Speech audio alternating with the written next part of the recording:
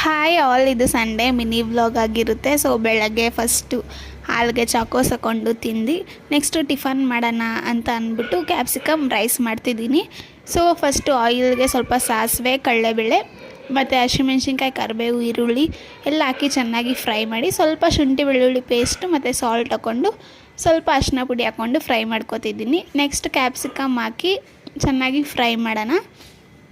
So next rice ಇರೋದನ್ನ ಹಾಕಿ mix ಮಾಡಿದ್ರೆ ಸ್ವಲ್ಪ ಕೊತ್ತಂಬರಿ ಸೊಪ್ಪು ಹಾಕಿ ರೆಡಿ ಆಗುತ್ತೆ.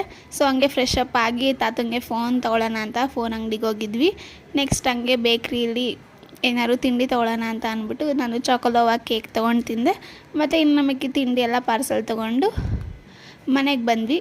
ಮನೆಗೆ ಬಂದಮೇಲೆ ಸ್ವಲ್ಪ ಬಿಸಿ ಬಿಸಿಯಾಗಿ ಮಳೆ ಬರ್ತಿತ್ತಲ್ವ, ಮಸಾಲೆ ಪುರಿ ಮತ್ತು ಬಂಗಾರಪೇಟೆ ಪಾನಿಪುರಿ ತಿನ್ನೋಣ ಅಂತ ತೊಗೊಬಂದಿದ್ವಿ.